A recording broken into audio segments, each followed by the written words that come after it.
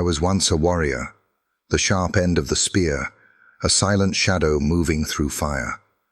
I knew how to find bombs, how to bring down the enemy, how to keep a man alive. But no one ever told me what happens after the last shot is fired. No one warned me that the deepest wounds don't bleed. Then one day, they brought me home. But I wasn't the same dog I used to be. I don't know when I stopped believing someone might call my name again.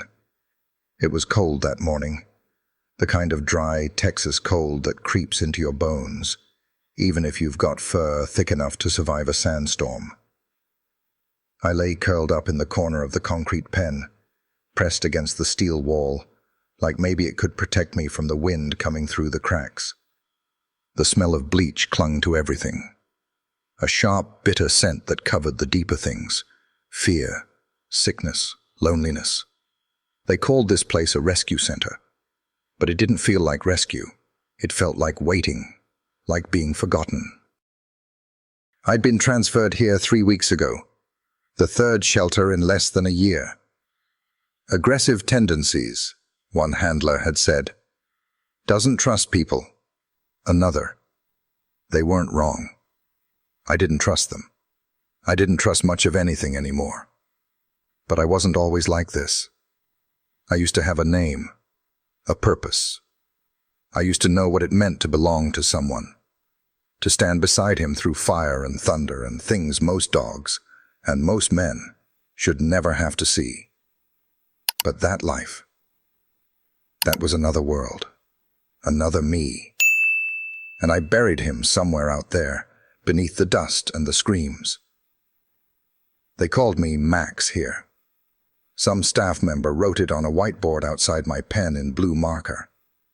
I didn't respond to it. It wasn't my name. Not really.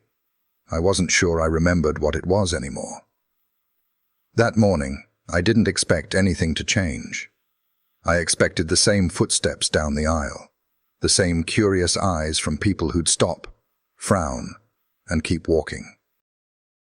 I'd given up hoping a human face might mean something. I didn't lift my head anymore when the door creaked open. But then he walked in. I didn't see him at first. I only heard the uneven sound of his boots, one heavy, one soft, like one leg was dragging something behind, slow, measured. There was a rhythm to it that scratched something in the back of my mind, a rhythm I hadn't heard in years.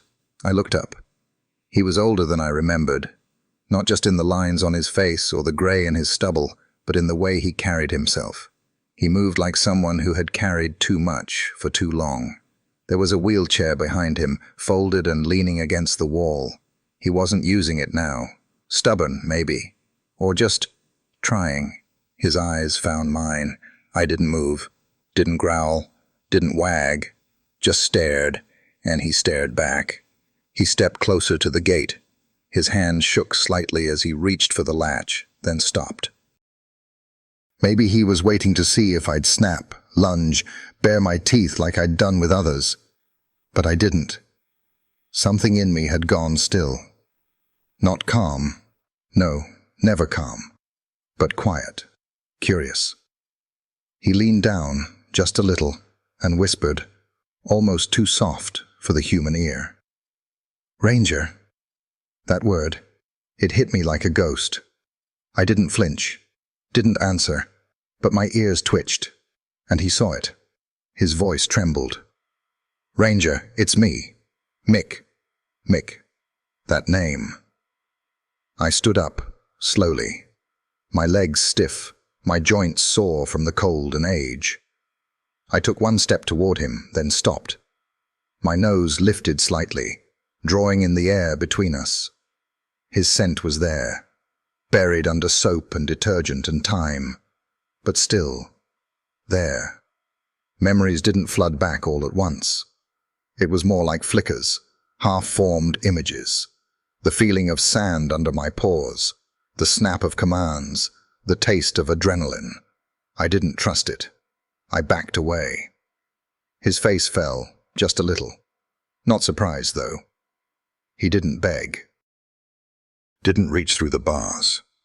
Just let out a breath and whispered, I guess I can't blame you. A young woman from the shelter came up beside him. "Mr. Wallace, would you like to see another dog? We have a few friendlier ones." "No," he said, soft but steady. "I came for him." She hesitated. "He doesn't do well with strangers." "I'm not a stranger," he said, and I swear his voice cracked. They opened the cage. I didn't bolt, didn't move. Mick. He was close now, kneeling in front of me.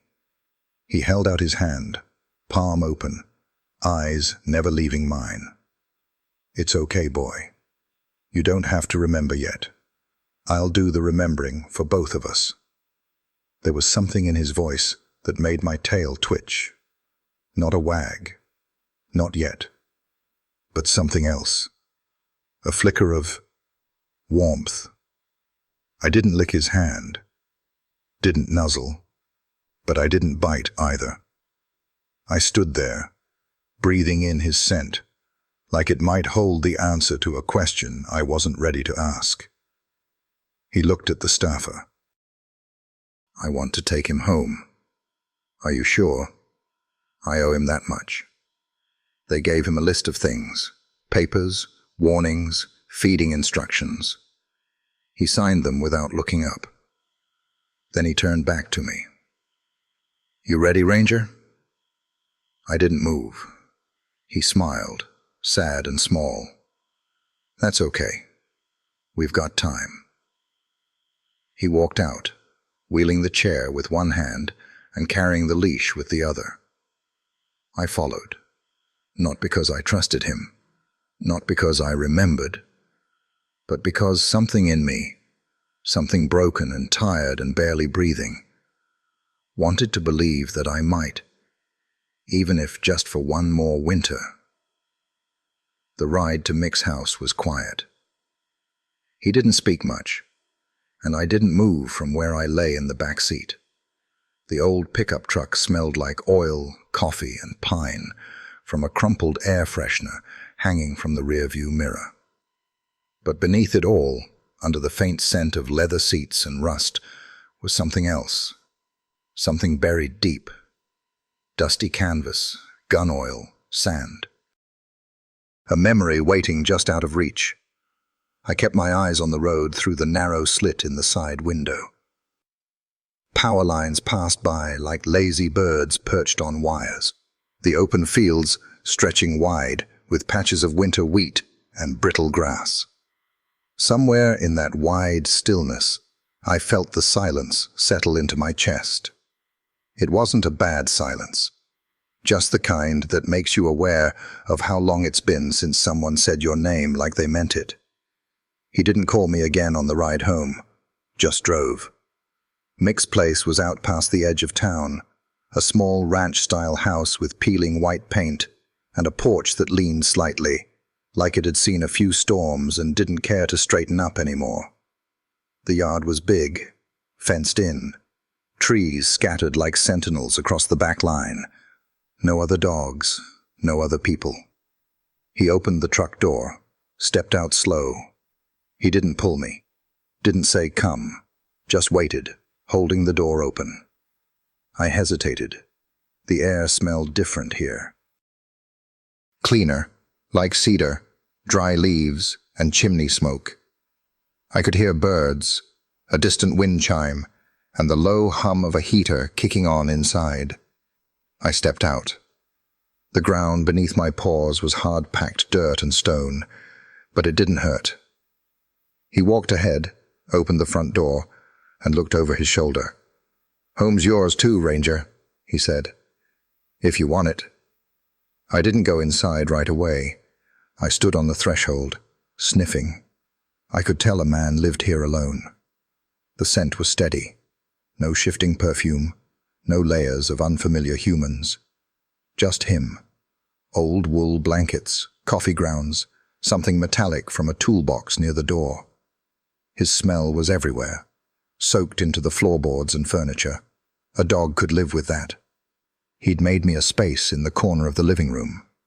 A thick new dog bed sat beside a bowl of fresh water, and a smaller dish filled with food that smelled better than anything I'd had in months. A couple of chew toys lay nearby, unused, tags still on. He must have picked them up on the way.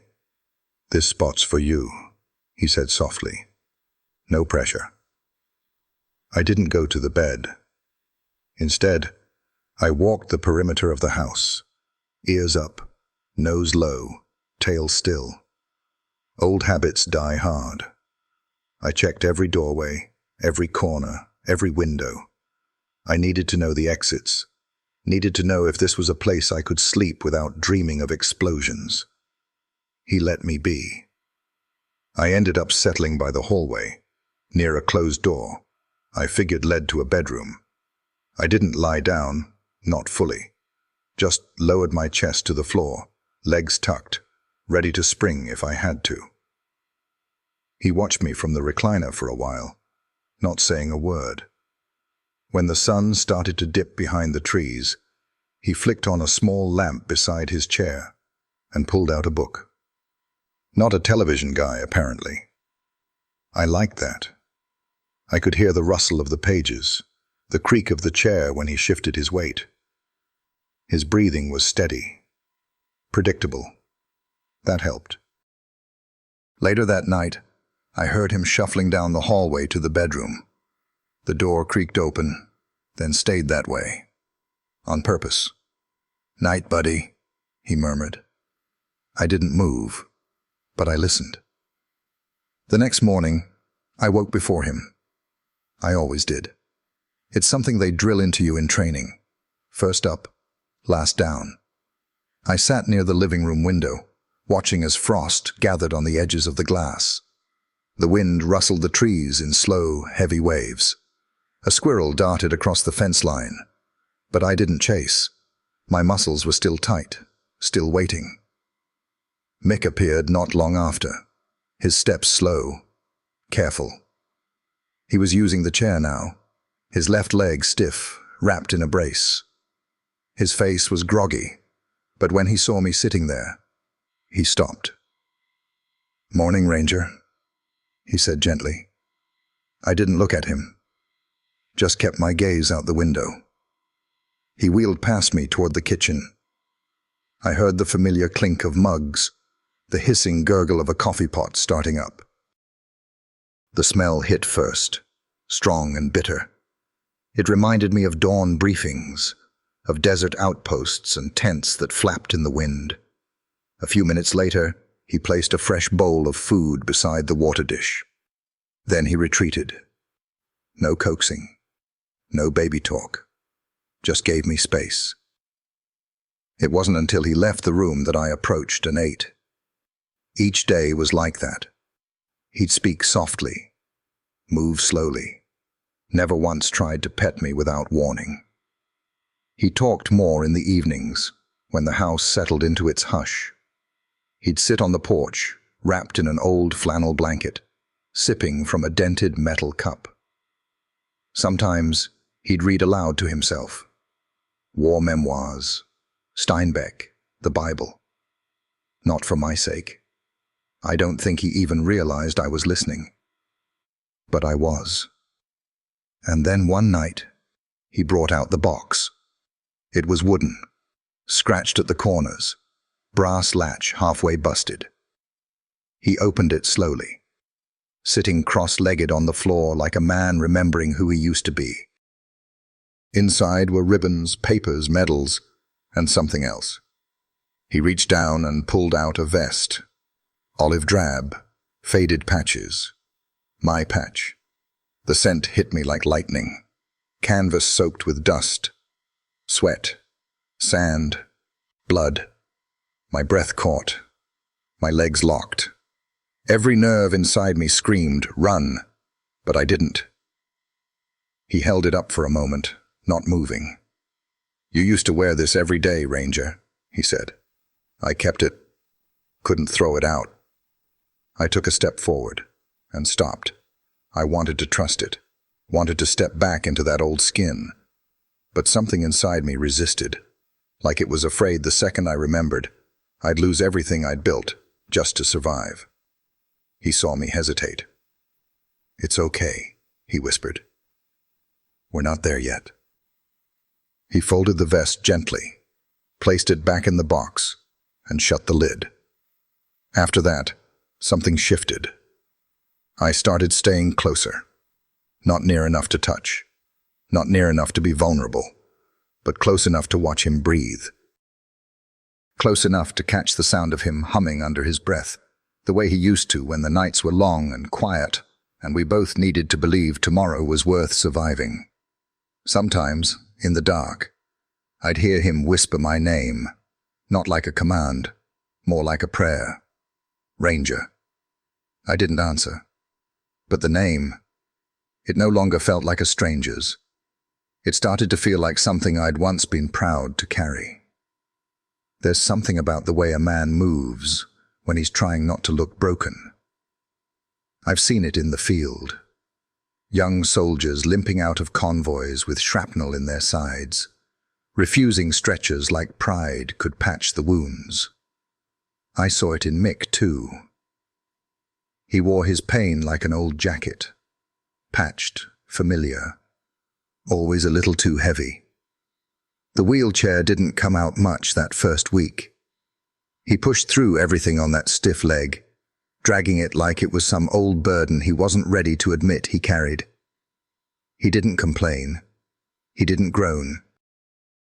He just did everything a little slower, a little quieter. I never saw him take off the brace, but I knew the injury wasn't just in the bone.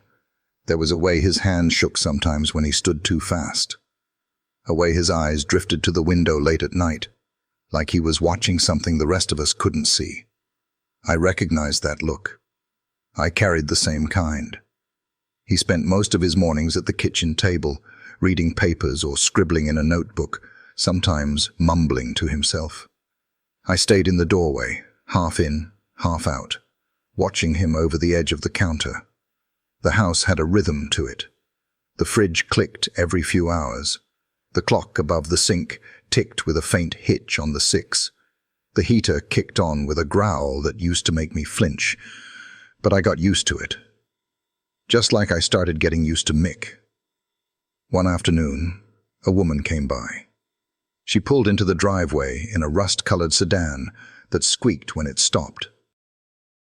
The second her door opened, I caught the scent. Lavender, hand sanitizer, cinnamon gum. She knocked twice, then let herself in like she'd been doing it for years. "Mike?" she called, her voice bouncing off the wood floors. Mick appeared in the hallway, leaning on the cane that had taken the place of the wheelchair that day. "In here, Beth," he answered. Beth. I didn't move, just watched from the corner. She was maybe mid-40s, same eyes as Mick but sharper.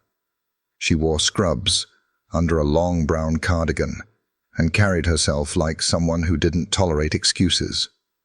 Her eyes landed on me quickly. She didn't smile, didn't coo, just gave a quiet nod. "So this is him," she said. "Yeah," Mick replied. "This is Ranger." I didn't twitch at the name. Not anymore. She set a paper bag on the kitchen counter. "I brought chili and cornbread, and new bandages." Mick grunted. "I'm fine." "You're not," she said. But okay. They had that kind of sibling shorthand that didn't need explanation. You could hear years of conversations tucked behind every word they didn't say. Beth crouched a little, not too close to me. Smart. She extended a hand, not for me to sniff, but just to let me know she wasn't afraid, that she didn't need me to come to her. "I heard a lot about you," she said, voice gentle. "He talked to that picture of you for months before they found you." My ears flicked. "You remember that old photo in your gear, Mike?" she asked. "You kept it in your locker at rehab." Mick scratched his beard. "Still got it." She stood. "He's watching you, you know, even if he doesn't come close yet." "I know," Mick said softly. They sat and ate. I stayed by the hall, but my eyes never left them. At one point, Beth glanced toward me and said, "He looks different." Mick nodded. "Older, quieter. But there's something still in there. What if it never comes back?" He didn't answer right away, just ran a hand down the side of his leg. "I'll still be here," he said finally. Beth didn't press. She just reached over and patted his arm. Then she cleaned up without asking, left the rest of the food in containers on the counter, and came to the doorway where I sat. "You're not just saving him," she said quietly. "He's trying to save you, too." Then she was gone. That night, I lay closer to his room than before. I still didn't sleep much. Sleep was a dangerous place. But I dozed in and out, ears twitching at every creak of the floorboards, every moan of the wind. Somewhere in the dark, I heard him shift, whisper my name again. Not loud, not begging, just saying it. Ranger. Like a memory he didn't want to lose. A few days later, Mick brought out the photo Beth had mentioned. We were sitting on the porch, him in the rocker, me lying beside the screen door. The sun had dipped low behind the trees, and the air smelled like dry leaves and chimney smoke. He pulled a small frame from his coat pocket, wiped it on his sleeve, and held it in his lap. "Beth was right," he murmured. "I used to talk to this thing every day." He held it up for me to see. There we were. Him in full gear, smiling like someone who didn't smile often. And me, my younger self, tongue out, vest on, standing proud at his side. The background was dust and canvas and heat waves. The Middle East. Our last deployment. "You used to nudge my hand before every mission," he said. "Like you knew when I was nervous. You always knew." I stared at the photo. My own face looked so different. Eyes bright, ears high, body lean and tense with purpose. I remembered pieces, the vest, the command tent, the long days and longer nights, but mostly I remembered the way he smelled when we sat in silence. How his hand would rest on my neck during debriefs, like he needed the anchor, like I was the only thing keeping him tethered. I stepped forward and touched the photo with my nose. He let out a shaky breath. "We were a damn good team," he whispered. "Still could be." That night, I didn't sleep near the hallway. I lay by his bed. Not on it, not touching, just close enough to hear his breath slow into sleep.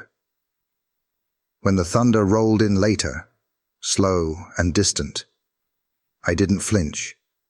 I stayed. Because, for the first time in years, the man in the wheelchair didn't feel like a stranger. He felt like home I hadn't dared hope for. There's a strange kind of silence that lives in old houses. Not the absence of noise, but the kind that breathes. The kind that remembers. Mick's house was like that. The wood floors creaked just enough to make you wonder who used to walk there. The wind came through the window panes like a whisper. And the walls, well, they didn't just hold up the roof. They held things in. I spent most of my days near the front room window. Not because I was guarding. Not exactly. I wasn't sure I knew what my job was anymore. Back then, my job was clear. Protect, search, follow orders. But here, with no mission, no chain of command, no danger except maybe the occasional possum in the backyard, I was something else. A guest, maybe, or a ghost. Mick never tried to define what I was. He just let me be. Some days, he wheeled out to the porch with his journal. Other days, he worked on a wooden birdhouse in the garage, whittling and sanding like it was something that had to be done slow, or not at all. He didn't talk much, but when he did, it wasn't the kind of talk that needed answers. Like the time he sat in the kitchen with an old coffee mug and said, almost to the steam rising from it, "I thought I'd die before I saw you again." I was lying on the hallway rug, ears half up, eyes closed. And I didn't move. He didn't expect me to. Used to think I was doing you a favor, he said. Letting you go, letting someone else take care of you. But the truth is, I just didn't think I could handle seeing you broken. The steam drifted up and vanished. So did his voice. That night, I lay outside his door again. The light from under the crack glowed longer than usual. I could hear the soft scratch of pen against paper. It didn't stop until nearly morning. A week passed like that. Quiet progress. No big moments, just small ones. Moments like me walking into the kitchen while he was still there. Something I wouldn't have dared to do before. Or him dropping a piece of his sandwich on the floor and watching without flinching as I ate it straight from the tile. He didn't try to reach down and pet me. He knew better. But I saw the way his eyes softened. And then, like most good things, it got harder before it got better. It was a Sunday. Overcast. The air felt like it was holding something back, like the sky was trying not to cry. Mick had been in the garage all morning working on that birdhouse, humming an old country song I halfway remembered from the radio back in the barracks. I was in the yard, sniffing along the fence line when it happened. A car pulled into the gravel driveway too fast, tires spitting rock. The door slammed, and a voice, loud, sharp, unfamiliar, cut through the air. "Mike, you home?" I froze. Male. Heavy footfalls. A scent I didn't recognize. Alcohol. Sweat. The bitter tang of anxiety. Mick appeared at the door, wiping his hands on a rag. "Cal?" he called. The man, Cal, rounded the side of the house. Tall, broad, worn denim jacket and boots that hadn't seen a shine in years. He moved with the kind of swagger that hides hurt. "You said you'd help me look at the trailer this weekend," Cal said. His voice wasn't angry, but it carried a weight. "Figured you forgot." "I didn't forget," Mick replied, calm. "Just had company." Cal spotted me near the fence and tilted his head. "Well, I'll be damned. That him?" "Yeah," Mick said. "Huh. Doesn't look so tough anymore." I didn't growl, didn't move, but I felt it. Tight in my chest, like a knot pulled too far. "He's adjusting," Mick said, voice low. Cal stepped closer. "Looks like he don't remember you at all." "He remembers enough." "He's just a dog, Mike." That did it. I stepped forward. Not a lunge. Just a message. Cal caught it. His smile faded. "All right," he said, holding up his hands. "I get it. You've been through some stuff." Mick said nothing. Cal shrugged. "Fine. You know where to find me." He left just as loud as he came. I stayed on alert until his engine disappeared down the road. Later that night, as the fire in the living room crackled, Mick sat on the floor instead of the recliner. I stayed where I was, a few feet away, watching the light dance on his face. "He's not a bad guy," Mick said. "Just don't know when to shut up." He leaned back, wincing slightly from the brace. "Truth is, I don't know if you remember me either. Not really." I lowered my head to my paws. "But you don't have to," he continued. "I'm not here because I need you to be who you were. I'm here because I owe it to who we were." I closed my eyes. A few minutes passed. Then I stood up, walked across the floor, and laid down beside him. Not touching, but close, closer than ever before. He didn't move, didn't breathe too loud. Just let the fire warm us both. And in that space between two broken things, something new began. I still didn't know what I was. But for the first time since coming home, I didn't feel like a ghost. It started with a whistle. Not the kind that cuts through air like an alarm, sharp and high and meant to make the whole world freeze, but the quiet kind. The one with two short bursts. Familiar. Like an old friend tapping your shoulder in a crowd. It came from the backyard one afternoon while the sky was still blue and cloudless, the kind of day that smelled faintly of warm dirt and dry leaves. Mick had wheeled himself out to the edge of the grass, where he'd laid out a thin rope circle in the dirt, like some kind of ritual marker. His military whistle hung around his neck, the same one he'd used back in the service. The metal was dull now, worn smooth on the edges. I was lying under the shade of the porch, paws crossed, tail still. He gave the signal. 2 short bursts. My ears perked. My head didn't lift, but the sound pierced something in me. A layer I thought I'd buried. He waited. I didn't move. He gave it again. My chest tightened. That sound used to mean return. It meant drop everything. Run to your handler, stay low, be sharp. I remembered hearing it through static-filled comms, on desert wind, under gunfire. It always meant safety was near, or danger just behind it. Now it just meant Mick sitting there, eyes on me, hoping. I didn't go to him, but I didn't turn away either. The next morning he tried again, same time, same place. This time he brought something with him. A box.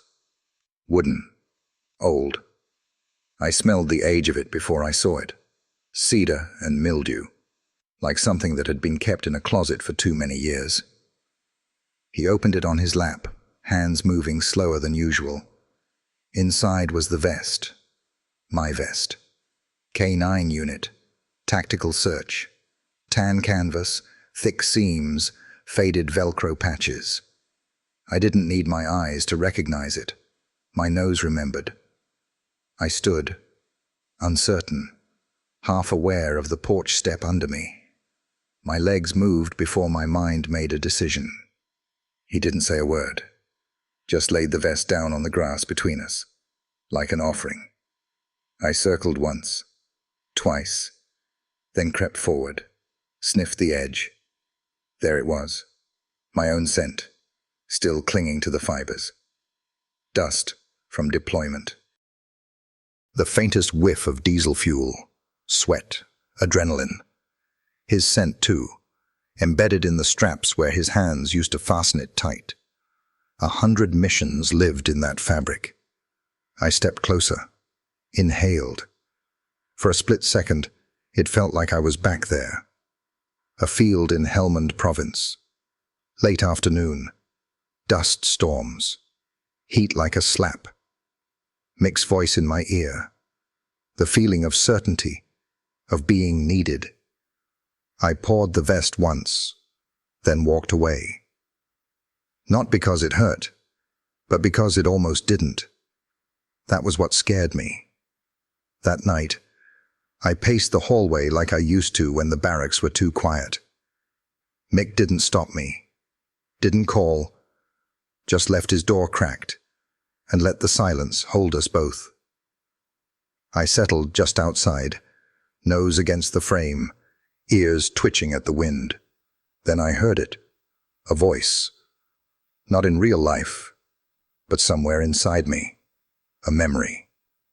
Ranger, check left. Good boy. You smell that? Yeah, that's my guy. His voice, my old Mick, the one from before. I whimpered, without meaning to. The next day, I found the vest already laid out. Same spot, same whistle.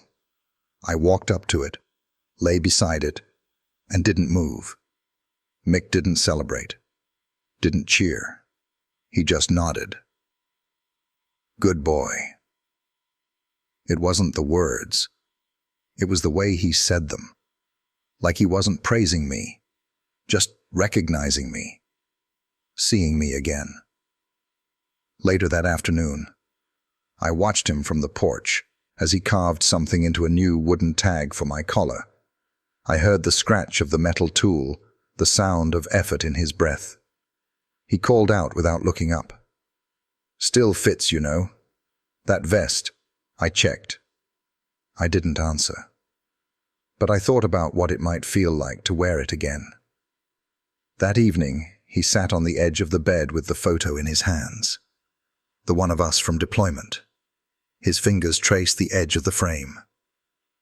I don't know if I was more afraid you wouldn't remember me, or that I'd remember who I used to be. I laid my head on the floor beside him. And that's when he did it. He reached out, slow as sunrise, and rested his hand gently behind my ear. I didn't flinch. I didn't pull away. For the first time in years, I let him touch me. His palm was rough but steady. He let it sit there, not moving. I let it stay. The house was still, the fire in the stove low and soft. Outside, crickets sang like they didn't care who was listening. And I remembered. Not everything. Not the full picture. But the feeling. The trust. The weight of his hand before a mission. The safety of his voice after an explosion. The sound of the whistle when I was lost in the dust. And it brought me back. I remembered who I was. Who we were, even if only for a moment. Some wounds don't bleed. They live inside your ribs, hidden like old shrapnel, too deep to cut out, too close to something vital. You learn to work around them, to limp without showing it. But every so often, they shift, and the pain reminds you they're still there. That was me. Each step I took closer to Mick, each breath that didn't end in a growl or flinch. Each night I chose to lie beside his bed instead of the cold hallway floor. It all chipped away at something inside me. Not the trauma, not the fear, but the shell I'd built to survive it. And I didn't know what scared me more, losing the shell or realizing I didn't need it anymore. That week, something changed. We had our routines now. Morning started with the smell of bacon or oatmeal. I'd follow him, quietly, from kitchen to porch, sit near the rocking chair while he read or watched the birds. He talked more these days, not loud, not much, but enough. "I tried a therapist after I got out," he said once, rubbing his knee. "Didn't stick. Nice guy. Asked too many questions." He looked down at me, offered a weak smile. "You never asked anything. Just listened. That helped more." I kept my eyes on the horizon, listening still. In the afternoons, we walked the fence line. Just once around. Slow pace, but steady. Mick used a cane now instead of the chair. I stayed a few feet ahead or behind. Never too close, never too far. We didn't use the leash anymore. He knew I wasn't going anywhere. The air had that dry crispness of early spring, green starting to return, but not fully trusting the warmth yet. I understood that feeling. One evening, as the sky turned the color of burnt peach, he did something unexpected. He reached for the vest. I watched as he unbuckled the straps, shook out the creases. His hands moved with care, but there was a tremble in his fingers I hadn't seen before. Like memory was a weight he still wasn't used to carrying. He looked at me, quiet, waiting. "I don't want to push you," he said. "I just thought maybe you'd want to feel like yourself again." My paws were already moving. I stepped forward, close enough for him to lay the vest gently across my back. Not fastened, not forced. Just resting there, like it belonged, like I belonged. And for a few heartbeats, I felt it all again. The hum of the rotor blades, the press of boots in sand, the sharp command in his voice, clear, certain, cutting through chaos like a compass, the feeling of being part of something bigger than fear. And then it came, like it always did, The memory. Fallujah. We'd been tracking a scent. Roadside rig. The heat that day could have melted concrete. My ears were full of the static of radios, boots crunching gravel, adrenaline sharpening everything to a razor's edge. And then the sound. Not the explosion yet. Just the click. A tiny click. I'd turned, barked once. Sharp, urgent. Mick heard it. He ran. He didn't make it far. The blast hit left, and I flew right. Sand, shrapnel, fire. Silence. Then screaming. I came to with blood in my mouth. Not mine. The world was sideways. Smoke thick enough to choke a bear. My vest torn. Mick on the ground, unmoving, leg twisted wrong. I tried to crawl to him, but someone grabbed me. Another handler, shouting orders, dragging me back. I fought him. Bit him. I'd never done that before. Never needed to. I didn't understand. Mick was alive. I could smell it. But they took me anyway. After that, they said I was unstable. Aggressive. Couldn't be trusted. They didn't know I was grieving. You don't train a dog for grief. The day they retired me, they didn't even tell Mick. They just handed me off. Reassigned me like gear. I waited for him to come find me.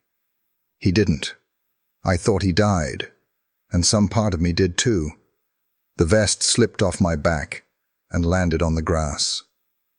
Mick knelt slowly, wincing, and picked it up. He didn't try to put it back on. "I'm sorry," he whispered. I don't know if it was for the blast, for leaving, for forgetting to come find me. Maybe all of it.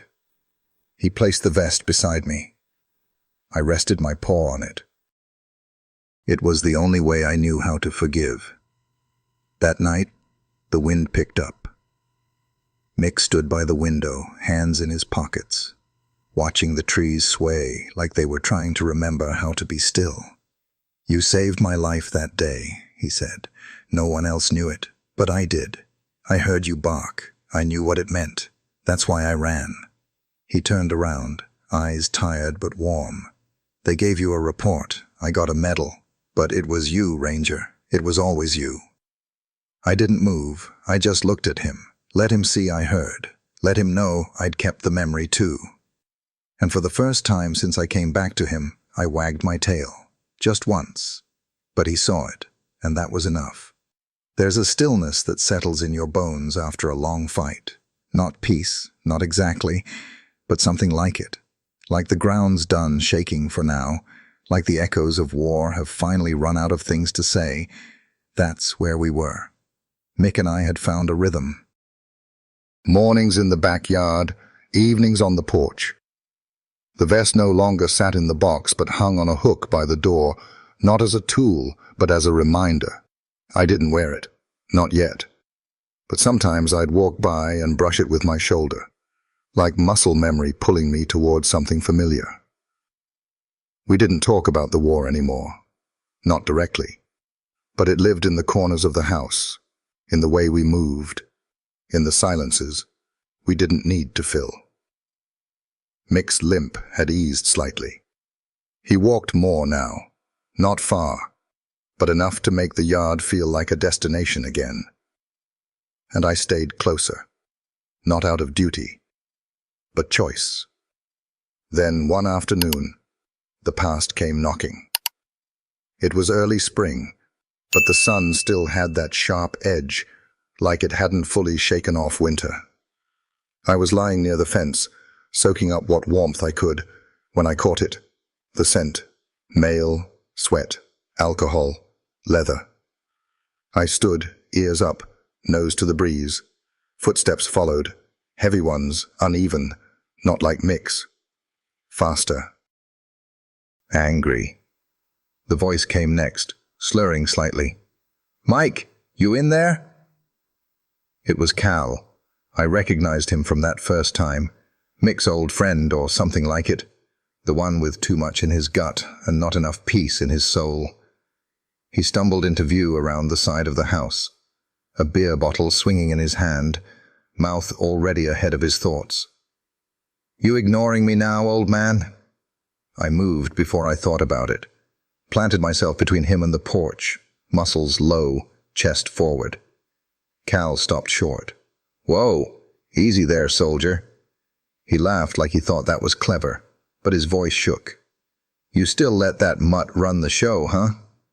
Mick stepped onto the porch behind me, voice low. "Cal, not today." "Oh, come on," Cal slurred. "You don't return my calls, you blow off poker. You sit around here playing house with a dog that don't even like you. What happened to you, man?" Mick didn't answer. Cal took a step forward. I growled. Not loud, just enough. He froze. Mick didn't stop me, didn't call me back. He just let it hang there. Then he said, almost to himself, "You should go."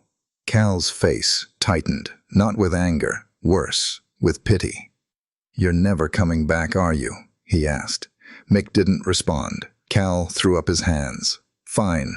Stay in your cave. Just don't pretend you're the same guy." He turned, muttering, and walked back toward his truck. I stayed there until the engine faded down the road. Later, on the porch, Mick rubbed the back of his neck. "He's not a bad man, just scared. Scared of what it means when someone like me doesn't bounce back." I lay down beside him, tail resting across his boot. He looked at me. "Guess I used to be scared too, until you came back." We sat like that for a long while. The sun slid behind the trees, casting long shadows across the yard. The next day, the air smelled of rain before it fell. You learn to smell storms before they come. It's in the pressure, the stillness, the way birds go quiet.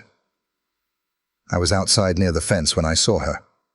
A girl, maybe 7 or 8, crouched behind the mailbox, arms wrapped around her knees. I didn't hear her come. She was quiet, like kids can be when they're scared. Her clothes were thin, not enough for the cold. Her face pale. She saw me before I saw her. I approached slowly, low and steady. She didn't move. Only when I was a few feet away did I hear the sniffle. I stopped. She looked at me with wide eyes, then reached into her coat pocket and pulled out a granola bar, unwrapped it halfway, and held it out. Her hand shook. I took a step closer. Mick's voice called from the porch. "Ranger?" I looked back, then forward again. She whispered, "You're nice, aren't you?" I sat. She smiled, small, unsure, but real. Then a voice shouted from up the road. A woman, frantic, calling a name I couldn't make out. The girl's head shot up. She stood quickly, wiped her nose, and ran toward the voice. I never saw her again.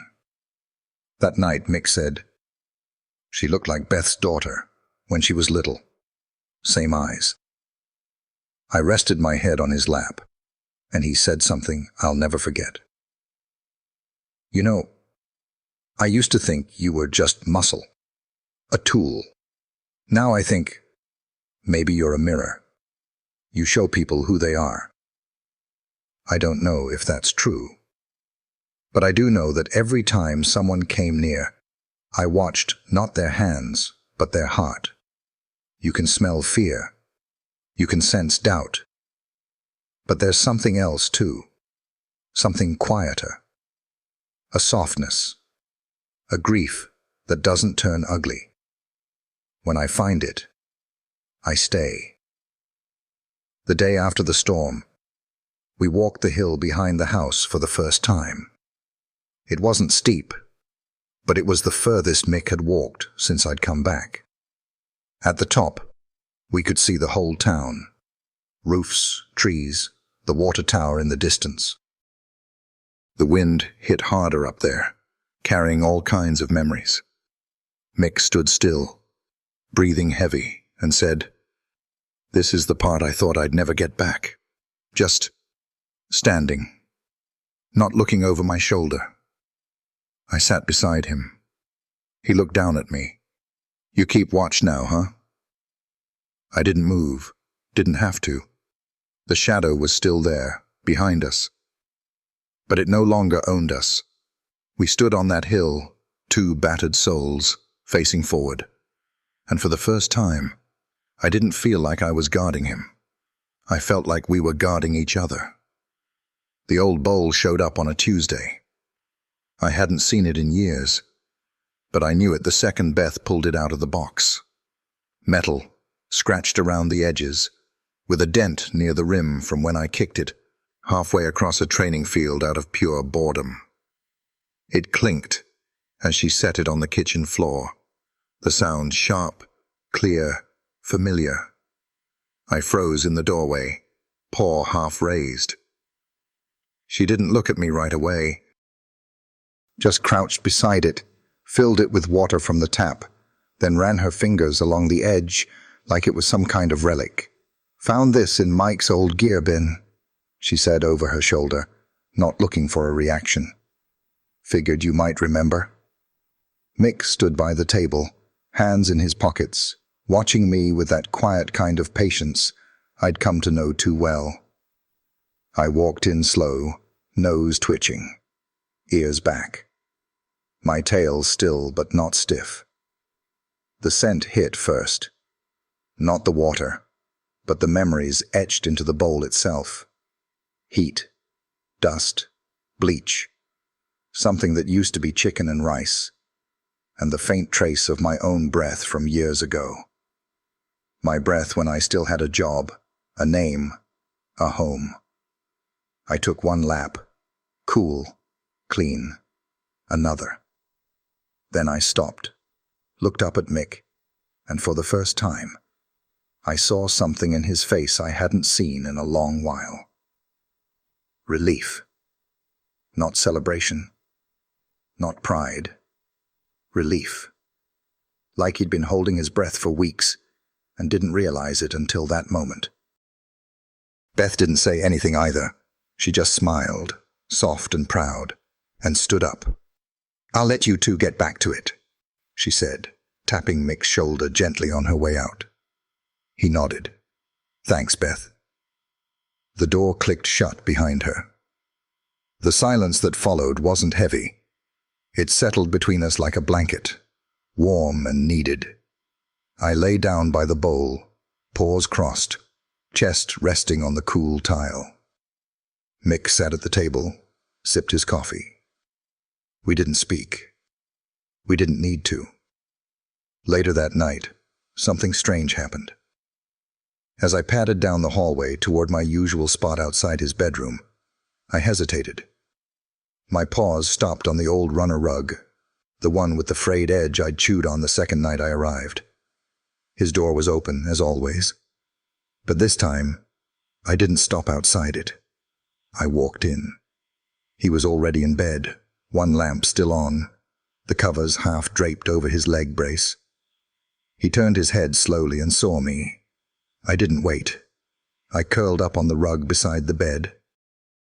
He didn't speak, didn't reach for me, just breathed. I breathed too. Sleep came easier that night. Not deep, not dreamless, but easier. In the early morning hours, I felt his hand drift down over the edge of the mattress, resting lightly against my shoulder. No petting, just contact, just being. He left it there until the sun crept through the blinds.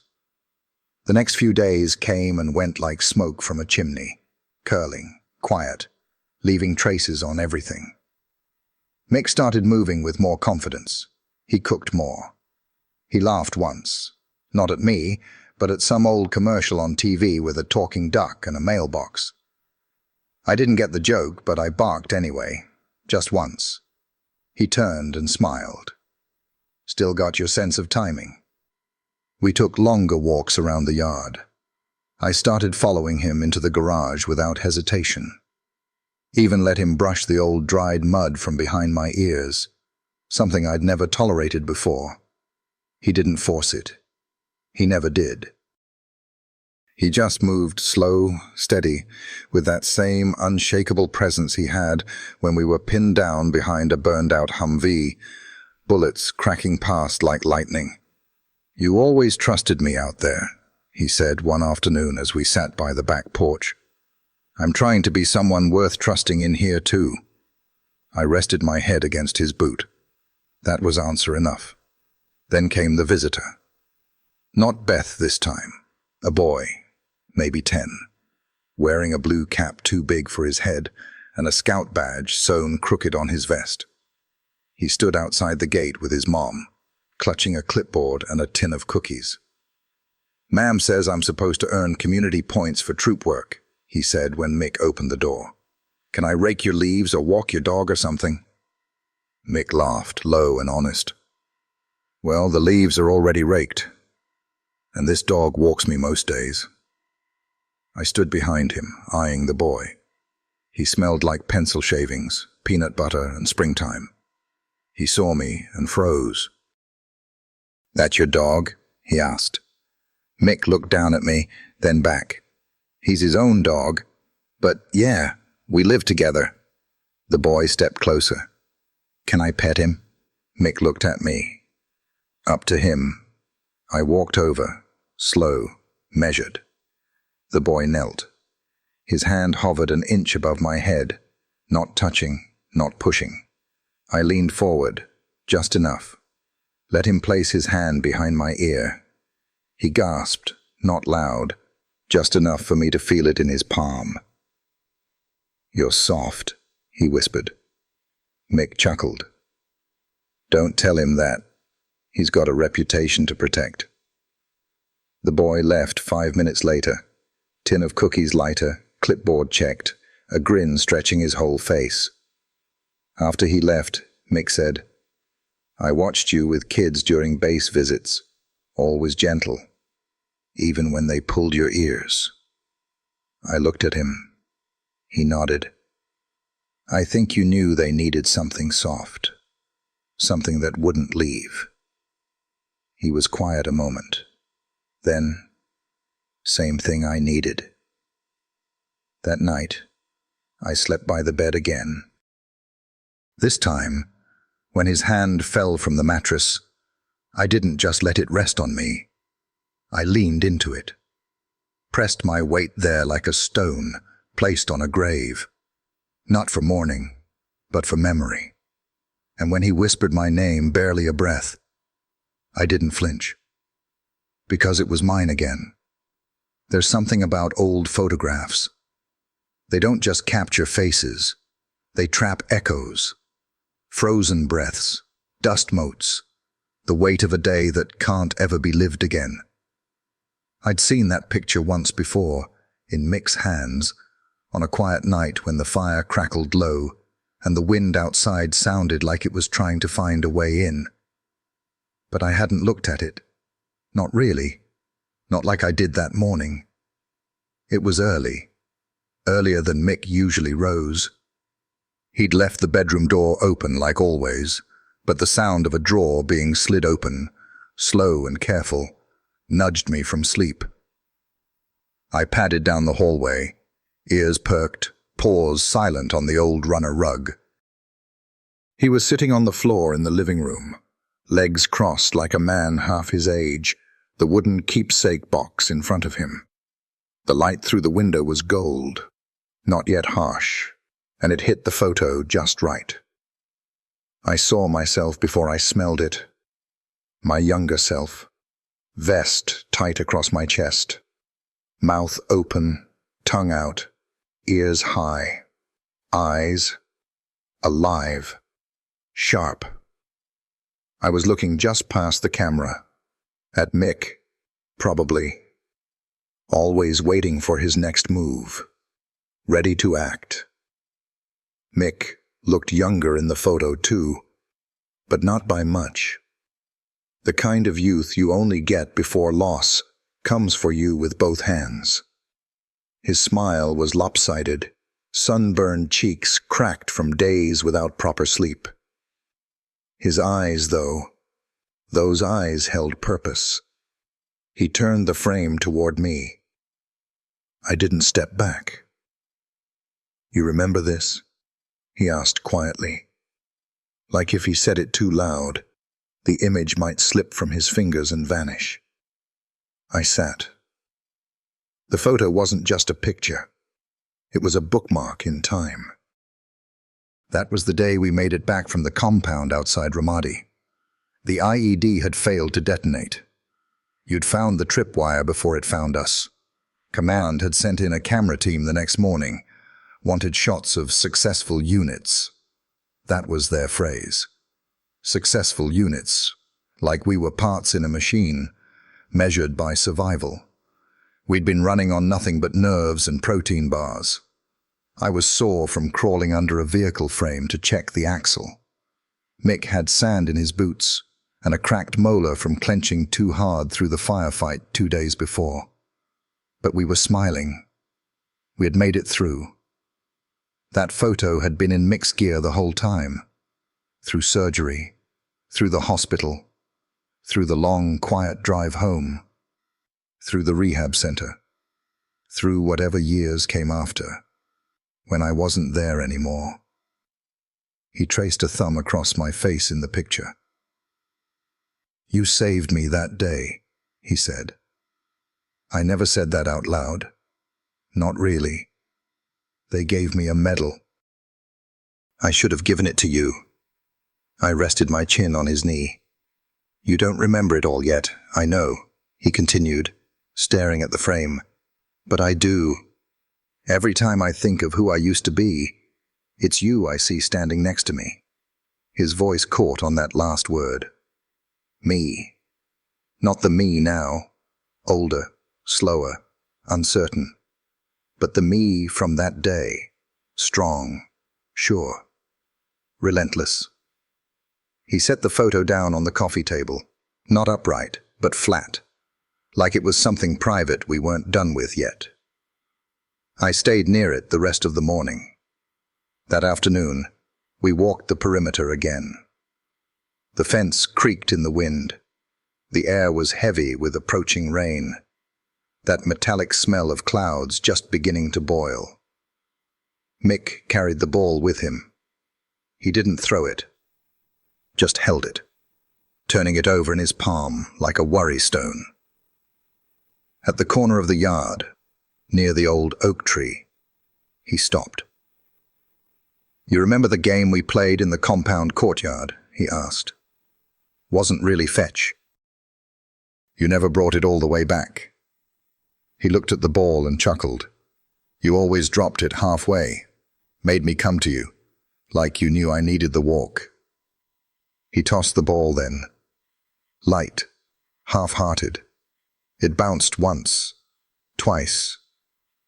I watched it roll, then walked over, picked it up in my mouth. This time, I brought it all the way back. Mick didn't say a word. He just knelt, slow, wincing slightly, and held out his hand. I dropped the ball into his palm. He looked at it like it was made of glass. Then, slowly, he looked at me, and I looked back, right at him. Not through him, not past him, at him. There was a moment between us then, quiet and deep, like the pause between a breath and a word. Like the hush after a soldier whispers, "Clear." He rested his hand on my chest, felt my heart. "I missed you," he said, barely more than breath. "Every damn day."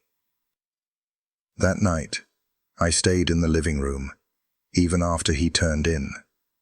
I sat beside the photo, not guarding it, not protecting it, just remembering. Somewhere in the quiet, I felt it. Something I hadn't felt in a long time. Not pride, not duty, belonging. There was a quiet routine to the mornings now.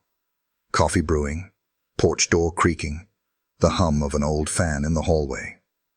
I'd wake before Mick, as always, stretch slowly in the dim light, and take my place by the window, while the world yawned itself awake. But that morning was different. The air had a strange lightness to it, as if the house itself was holding its breath. Something was coming. I could feel it in the way Mick moved, slow but certain, like a man following through on a promise.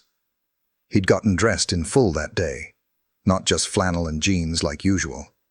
He wore the old field jacket, the one with the faded marine patch stitched above the chest. He ran his hands down the sleeves, like they still remembered a time when they didn't hang so loose. He'd shaved too. Not all the way, just enough to show he still could. I watched from the rug as he laced up his boots. They were clean. I hadn't seen them that clean since the day I left his side. He looked over at me, eyes bright beneath the surface of years. "You ready for a little trip, Ranger?" The truck already smelled like sun-warmed leather and pine from a drive he must have taken earlier. I jumped in without being told. No leash, no coaxing. Just the open door and the rhythm of something old beginning again. He drove with the windows down. The breeze ruffled my fur, brought with it the scent of spring, the wet earth, cut grass, distant flowers in bloom. Birds followed us part of the way, keeping time with the thrum of tires on asphalt. We didn't say much. Didn't need to. He turned down a gravel road I remembered from long ago, though I couldn't place why. It curved past a grove of willows, their long limbs reaching down like fingers brushing the tops of gravestones. The road narrowed, then opened into a clearing. The garden. That's what he called it. But it wasn't flowers and benches, not like folks might think. It was a training ground once. Flat land, open sky, bordered by old hedges and faded wooden posts still stuck in the earth. The grass was longer now, peppered with wild daisies and weeds, but the shape of it remained. A circle cut into the world for remembering. He parked, stepped out slow, and grabbed something from the back seat, the vest and the whistle. I stayed in the bed of the truck, watching him carry them to the center of the field. He paused, then turned to face me. "Let's try something," he said. I jumped down. My paws hit the dirt with a thud I hadn't felt in years. Not just the sound of landing, but the echo of purpose, of readiness. He held the vest in one hand, the whistle in the other. "You don't have to wear it," he said. "Not unless you want to." I approached, slow and steady. The scent hit me first. Memories followed like ghosts stepping out of the fog. He knelt. "I'm not asking you to go back. I'm asking if you want to carry it forward." I leaned into him. He slipped the vest on with practiced hands. The fit wasn't perfect anymore. Time had reshaped us both, but it was close enough to remind me who I'd been. He stepped back, whistle between his lips, 2 short bursts. I froze. The sound shot straight through me, like it bypassed my ears and went right to my spine. 1,000 memories tried to flood in all at once. Commands, dust storms, distant gunfire. But they didn't knock me down this time. They held me up. He gave a single hand signal. "Sit." I obeyed. He smiled, soft and wide. "Good boy." Then he picked up the rubber ball. The same one from weeks ago. The one we'd danced around, but never fully played with. He tossed it just a few yards, not far. "Fetch," he said. I hesitated for only a moment. Then I ran. I didn't just retrieve it. I brought it back, dropped it at his feet, and stood tall. He didn't speak for a long moment, just stared at me like he was seeing someone he'd given up on finding. Then he knelt again, his forehead gently resting against mine. "Welcome back," he whispered. The wind passed through the trees behind us, rustling like applause. We trained for nearly an hour that day. Simple commands, old drills. He moved slow, I moved sure. We didn't overdo it. Our bodies weren't what they once were. But the rhythm was there. Rusty, but intact. Like a song remembered by heart, even if the lyrics are long gone. And afterward, we sat on the edge of the clearing, sun dipping behind the grove. He offered me the water bowl, not the new one, the old steel one from the house, dented, familiar. I drank, slowly, gratefully. He sipped from his thermos and said, "You know what I missed most. Not the action, not the medals. It was this, the part after." I looked up at him. He nodded. "The peace. With you beside me." That's what felt like home. We didn't go straight home after. We stayed until the stars started peeking through the dark. He talked. I listened. Every so often, he'd reach over and run his hand along the edge of the vest like it might vanish. When we finally climbed back into the truck, I didn't take the back seat. I rode up front. No words were spoken, but I knew. We weren't training anymore. We were remembering who we were and choosing to be that again, together. Some nights don't go the way you expect. They begin quiet and steady, same as any other. But then, something old crawls out from under the floorboards of your mind, and it changes everything. That night started with rain. Not a storm, not yet. Just a soft drizzle, enough to blur the edges of the porch light and make the yard smell like wet cedar and soil. Mick had been quiet during dinner, more than usual. His hands moved slower. His eyes kept drifting. Not like he was tired, but like he was somewhere else. Somewhere he didn't want to be. I stayed close. Not touching, but near enough he could hear me breathe. He washed the dishes one-handed, the other gripping the edge of the sink like it was holding him up. Then he walked down the hallway without a word. I heard the creak of the bedroom door, then silence. A few minutes later came the sound. Glass. Sharp. Sudden. It wasn't loud, just enough to crack through the quiet. I was up before I knew it. My paws silent on the wood floor, ears forward, eyes locked on the door he'd closed behind him. I nudged it open with my nose. He was sitting on the edge of the bed, chest heaving, one hand bleeding from the knuckles. The mirror above the dresser was shattered, pieces across the floor like ice.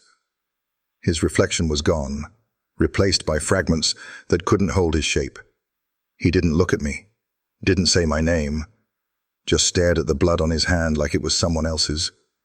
I didn't move at first. I'd seen him angry before, on the field, in training. But this wasn't that kind of anger. It wasn't loud. It was the kind that turns inward, the kind that simmers under the skin until it boils over in silence. I stepped forward, slow.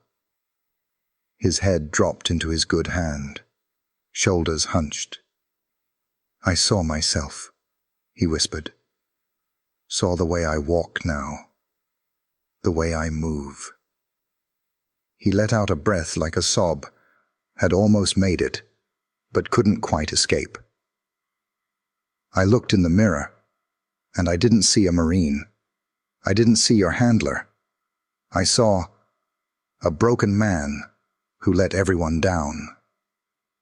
I was close enough now to smell the copper of his blood, the sweat in his collar, the salt in his regret. He finally looked at me. His eyes were red, but clear. "Tell me the truth, Ranger," he said. "Do you even recognize the man I am now?" I stepped forward, touched my nose to his hand, gently, not licking, not nudging, just being. His hand trembled under my breath.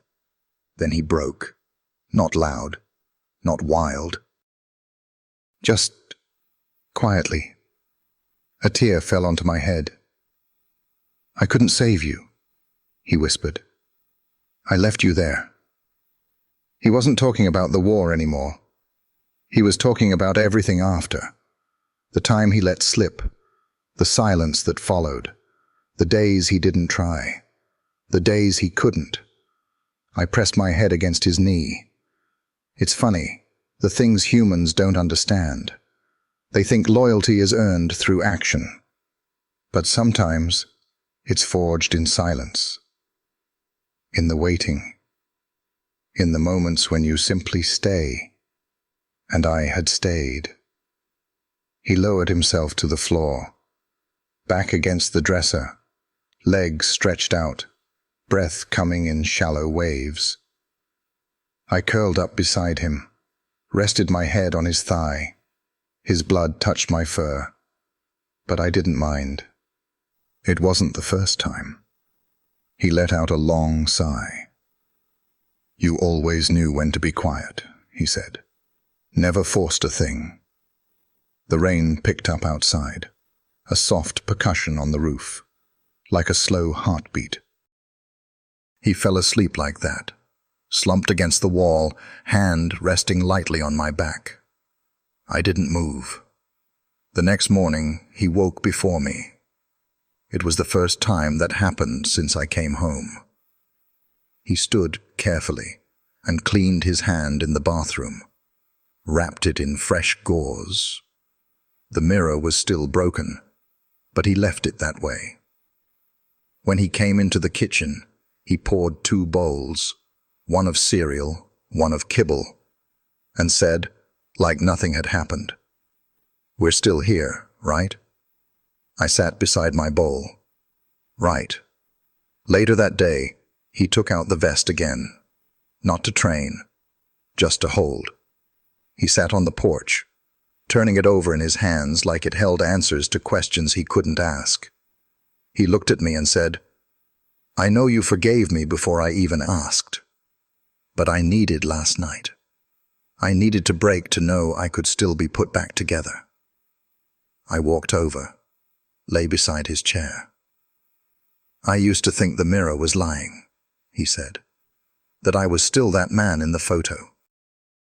Then I thought the mirror was right, that I was no one anymore."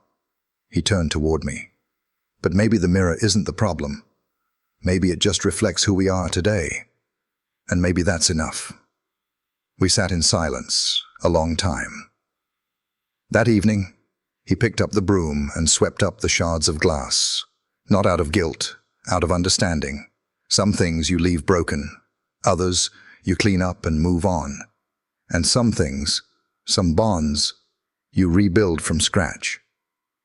That night, he turned off the porch light, locked the door, and whispered, not to me, not even to himself, but to the space between memory and forgiveness, "I see you now." And I saw him too. There's a time near the end of things when the world gets quiet, not empty, not gone, just quieter. The trees don't stop moving. The sun doesn't forget to rise. But everything slows, softens, like the universe itself knows you're listening harder now. Listening for what matters most. That's what the last spring felt like for me. Mick and I had our rhythm down by then. Mornings on the porch with the old thermos between us. Afternoons in the field, not training anymore, just walking. And the nights, they were my favorite. He'd read out loud, sometimes old war novels, sometimes poetry. Once even a battered copy of Where the Red Fern Grows. That one got to both of us. He tried to hide it, but I saw his thumb wipe at his cheek when he thought I was sleeping. I wasn't. You don't sleep through the sound of a man remembering something he never said out loud.